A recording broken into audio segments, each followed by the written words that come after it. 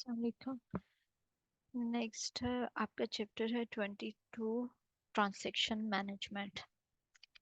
Transaction क्या होती है? ट्रांजैक्शन प्रोसेसिंग सिस्टम हम पढ़ रहे हैं, आपको अभी तक पता तो चल चुका होगा कि ट्रांजैक्शन डेटाबेस के अंदर कुछ भी एक्शंस आपने परफॉर्म किया, कोई चेंज किया डेटाबेस के अंदर, अपडेट डिलीट मॉडिफाई कुछ भी किया है, वो एक ट्रांजैक्शन है। सिंपल, अगर फॉर एग्जांपल आप एटीएम से पैसे विड्रॉ कर रहे हैं, वो एक ट्रांजैक्शन है। कोई भी सेटअप ऑपरेशन आप परफॉर्म करते हो तो वो ट्रांजैक्शन है जनरली। कोई भी चेंज डेटाबेस के अंदर जो हुआ है वो ट्रांजैक्शन है। एन एक्शन बुक में, आपकी बुक में ये है लिखा हुआ, एन एक्शन और series of actions carried out by a single user और एप्लीकेशन प्रोग्राम दैट रीड्स और updates the content of database. तो उसको हम ट्रांजैक्शन कहते हैं। अब अगर आपने विड्रॉ मनी की है तो वो उसके अंदर डिफरेंट ऑपरेशंस होंगे, सीरीज ऑफ एक्शंस होंगे। जैसे आप एटीएम में आपने अपना कार्ड इंसर्ट किया, पिन एंटर की, वेरिफिकेशन हुई, फिर आपने अपनी मनी वो डिट की, अमाउंट ऐड की, और फिर बैंक से उसकी वेरिफिकेशन हुई। अगर आपकी अमाउंट उतनी अवेलेबल थी तो वो विड्रॉ होकर आपके पास आ गई। तो ये सीरीज ऑफ एक्शंस थे, कुछ एक्शंस परफॉर्म हुए, ये सारे सीरीज ऑफ एक्शंस मिलके एक ट्रांजैक्शंस बनाते हैं। अब ट्रांजैक्शन जो होती है उस डेटाबेस में, कोई भी ट्रांजैक्शन जो होती है उसमें क्या हो सकता है कि आपका डाटा रीड हो रहा है, डेटाबेस के अंदर से कुछ रिकॉर्ड रीड हो रहा है। जैसे बैंक में आपके अकाउंट में कितनी अमाउंट है ये रीड होगी।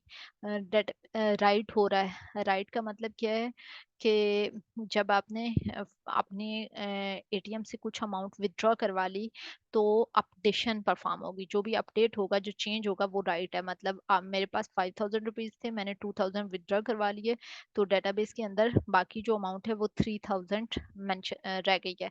कमिट का क्या मतलब है? अगर आपकी ये जो सीरीज ऑफ एक्शन, जो मैंने कहा है, कोई भी ट्रांजेक्शन परफॉर्म होने के लिए series of action 1 2 3 4 5 6 7 series of action होते हैं। ये एक्शंस जो हैं, अगर ये सक्सेसफुली सारे स्टेप्स परफॉर्म हो जाते हैं तो हम एक ऑपरेशन परफॉर्म होता है कुमिट।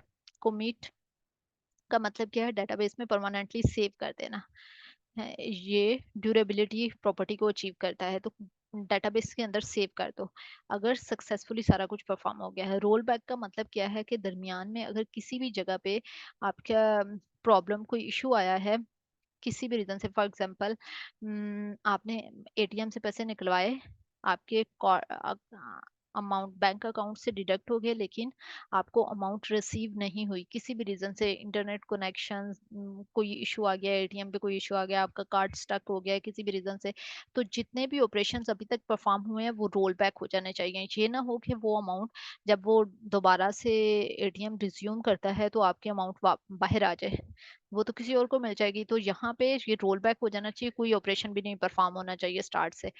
तो कोमिट का मतलब क्या है कि जब सक्सेसफुली सारे स्टेप्स फॉलो हो गए हैं तो आपके डेटाबेस में सेव हो जाए, कोमिट परमानेंटली डेटाबेस में सेव हो जाए। और रोल बैक, अगर कहीं पे भी रास्ते में कोई फेलियर हुआ है तो सारे स्टेप्स दोबारा से होंगे, रिज्यूम नहीं होगा। तो ये कुछ ऑपरेशंस है जो डेटाबेस में परफॉर्म किए जाते हैं आपकी ट्रांजैक्शनल डेटाबेस में।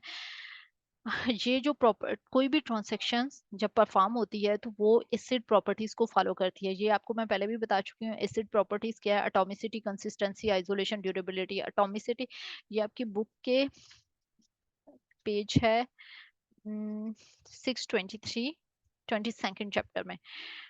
एसिड एटॉमिसिटी का मतलब क्या है? The all or nothing property. इसका मतलब है कि वो, ये जो मैं अभी यहाँ पे आपको बता रही थी, कुमिट, रोल बैक, जो भी एक ट्रांजेक्शन में होंगे वो सारे स्टेप्स फॉलो होंगे। सारे स्टेप्स अगर सक्सेसफुली एग्जीक्यूट हो गए हैं तो कुमिट हो जाएगा, और कुमिट का मतलब है डेटाबेस में परमानेंटली सेव हो गया है। अगर वो रास्ते में किसी भी जगह पे डिस्टर्ब हो गया है, अबाउट टू एंड था तब भी डिस्टर्ब हो गया है, या स्टार्ट में डिस्टर्ब हो गया है, या किसी जगह पे जाके रास्ते में फेल हुआ है, तो वो क्या होगा? रोल बैक होगा। वो दोबारा से स्टार्ट से, स्क्रैच से स्टार्ट होगा, मिड में से रिज्यूम नहीं होगा। एटॉमिसिटी का मतलब ये है, the all or nothing. Consistency का मतलब है a transaction must transform the database from one consistent state to another consistent state.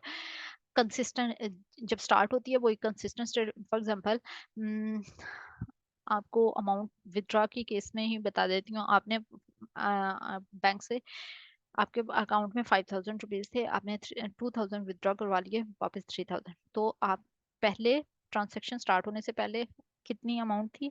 5,000। Transaction and होने के बाद दो आपके पास आ गए और दो तीन वहां पे मौजूद हैं, तो अभी भी 5,000 ही है। तो कंसिस्टेंट स्टेट से स्टार्ट हुई, कंसिस्टेंट स्टेट पे एंड होनी चाहिए। आइसोलेशन का क्या मतलब है? Transaction execute independently of one another. हमने अभी देखना है कि पैरेलल ट्रांजैक्शन चलती हैं, तो वो पैरेलल जब एग्जीक्यूट हुए तो वो इंडिपेंडेंट, एक दूसरे को इंटरफेयर नहीं करना चाहिए। In other word, the partial effects of incomplete transaction should not be visible to other transaction. एक ट्रांजैक्शन का दूसरे ट्रांजैक्शन को विजिबल नहीं होनी चाहिए। It is the responsibility of concurrency control. जो एल्गोरिदम हम नेक्स्ट पढ़ेंगे उनकी रिस्पॉन्सिबिलिटी होनी चाहिए होती है कि जी आइसोलेट कैसे रखें एक ट्रांजैक्शन को दूसरी ट्रांजैक्शन से, ताकि वो उसके इनकम्प्लीट इफेक्ट को रीड ना कर सकती हो। अगर रीड करेगी तो बाद में इश्यूज आ जाएंगे। फॉर एग्जांपल हो सकता है कि ये रोल बैक हो जाए और वहां पे ये जो दूसरी ट्रांजैक्शन है उसने एक गलत वैल्यू पे काम करके अपडेट कर दिया डाटा। ड्यूरेबिलिटी का मतलब क्या है? The effect of the successful completed transactions are permanently recorded in the database. Durable होना चाहिए। जैसे ड्यूरेबल का मतलब क्या होता है? ड्यूरेबल साला साल चलना। एडवर्टाइजमेंट डिफरेंट आती हैं कि ये हमारी प्रोडक्ट सारा साल चलती है। ड्यूरेबिलिटी परमानेंटली अगर कमिट हो जाएगी तो वो परमानेंटली सेव हो जाएगी, फिर आपका सिस्टम ऑफ हो ऑन हो किसी भी स्टेट में हो तो वो आपका डेटाबेस में रिकॉर्ड रहेगा। अब ट्रांसेक्शन डिफरेंट स्टेट में। ट्रांसेक्शन होती क्या है? हमने देख लिया कि सीरीज ऑफ एक्शंस हैं जो कि परफॉर्म किए जाते हैं कोई भी काम करने के लिए। कौन कौन से ऑपरेशन? रीड हो सकता है, राइट हो सकता है, कमिट हो सकता है, रोल बैक हो सकता है। अब ट्रांसेक्शन किन किन स्टेट में हो सकती है? एक्टिव स्टेट में हो सकती है, पार्शली कमिटेड हो सकती है, कमिटेड हो सकती है, फेल हो सकती है और अबॉर्टेड हो सकती है। इन स्टेट में एग्जिस्ट करती है। ये आपकी चैप्टर 22 से ही मैंने ये डायग्राम ली है। 22.2 state transaction diagram for the transaction. Transaction किन किन स्टेट में लाए हो सकते हैं? सबसे पहले स्टार्ट होती है तो वो एक्टिव स्टेट में आती है। एक्टिव स्टेट में मतलब ये रैम में आ गई है। रैम से अभी ये पार्शली कमिटेड, फॉर एग्जांपल कुछ टास्क परफॉर्म हो गए हैं, यहाँ तक है कमिट नहीं हुई हुई, पार्शली कमिटेड है। मैंने फॉर एग्जांपल 10 टास्क से 10 स्टेप में से मैंने 9 स्टेप परफॉर्म कर लिए हैं, अभी पार्शली कमिटेड है। रैम के अंदर ही इसका रिकॉर्ड मौजूद है, कमिट नहीं हुई। जब कमिट होगी तो वो आपका हार्ड डिस्क में जाके सेव हो जाएगा कमिट रिकॉर्ड होने पे। पर यहाँ पे अभी रैम में ही है। रैम में कोई इशू आया, कोई फेलियर आया, इंटरनेट खत्म हो गया है या आपका कोई इशू आया, आपका कार्ड स्टक हो गया है, तो ये फेल हो जाएगी और फेल अबॉर्ट हो जाएगी, हार्ड डिस्क में जाके सेव नहीं होगा। जो आपका एग्जैक्टली पहले डाटा था वही डाटा डेटाबेस में रहेगा। स्केड्यूल क्या होता है? मल्टीपल ट्रांजेक्शन्स मिलके एक स्केड्यूल बनाती हैं। स्केड्यूल के लिए आपने सिर्फ माइंड में ये रख लेना है, एक स्केड्यूल क्या चीज होती है? Multiple transactions at a time चल रही हैं। T1 T2 T3 for example, T1 T2 T3 ये ट्रांजेक्शन चल रही हैं एट ए टाइम, तो मैं कहूँगी ये एक स्केड्यूल बन गया है। एक स्केड्यूल जो है उसके अंदर मल्टीपल ट्रांजेक्शन एग्जीक्यूट हो रही हैं। इस ट्रांजेक्शन के अंदर भी कुछ नंबर ऑफ स्टेप्स होंगे, इसमें भी कुछ नंबर ऑफ स्टेप हैं, ये भी कुछ नंबर ऑफ स्टेप्स को परफॉर्म करती है ये भी। तो ये स्केड्यूल में मल्टीपल ट्रांजेक्शन एग्जीक्यूट कर रही हैं।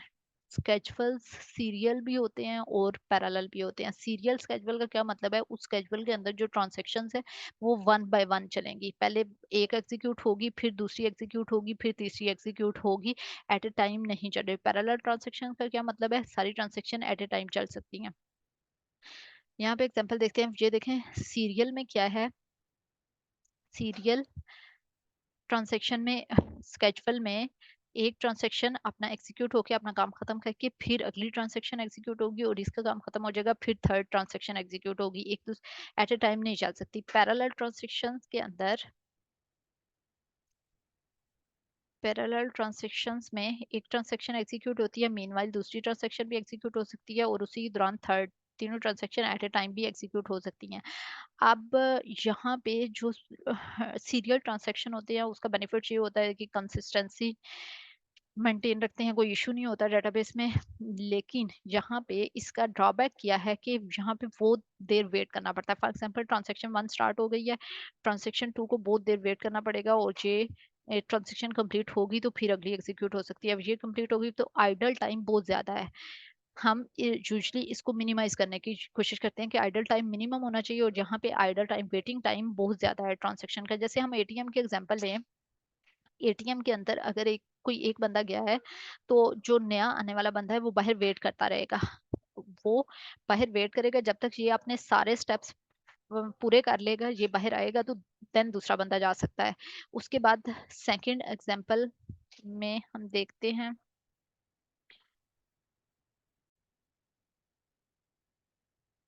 पैरल जहाँ एटीएम में एक पर्सन निकलेगा बाहर, तो फिर दूसरा अपना अंदर जा सकता है, फिर वो अपने सारे स्टेप्स फॉलो करेगा। वो अपने टास्क करने कंप्लीट करने के बाद जब बाहर आएगा, फिर दूसरा, तो जी सीरियल की एग्जांपल हम ले सकते हैं। पैरेलल स्केड्यूल के अंदर सारी ट्रांज़ैक्शन एट अ टाइम चल सकती हैं। फॉर एग्जांपल आप ऑनलाइन बैंकिंग कर रहे हो, ऑनलाइन एक दूसरे ट्रांसफर कर रहे हो मनी, तो उस time at a time multiple transactions run हो सकती हैं। यहाँ पे परफॉर्मेंस बेटर हो जाती है। यहाँ पे मसला क्या आता है कि एक ट्रांज़ैक्शंस असल में ये भी पैरेलल एग्जीक्यूट नहीं हो रही होती, हम स्विचिंग की जा रही होती है। यहाँ पे कुछ टाइम इसे दे दिया गया है, फिर स्विच करके अगला टाइम कुछ टाइम इसको मिलता है, फिर स्विचिंग हो रही होती है, कुछ टाइम इसको मिल जाएगा।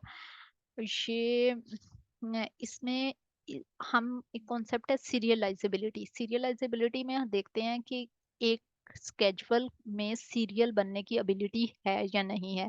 हम असल में इसको भी शॉर्ट टाइम के लिए सीरियल ही बना रहे होते हैं, इतना सा काम इसको दे दिया, थोड़ा सा टाइम इसको दे दिया, फिर थोड़ा सा टाइम इसको दे दिया। तो ये एक लॉन्ग सा कॉन्सेप्ट है सीरियलाइजेबिलिटी का। हम नेक्स्ट लेक्चर में देखते हैं कि सीरियलाइजेबिलिटी क्या होती है और किस तरह से अचीव की जाती है। हम पैरेलल जो स्केड्यूल होते हैं उसको देखते हैं कि उसमें सीरियल बनने की एबिलिटी है या नहीं है।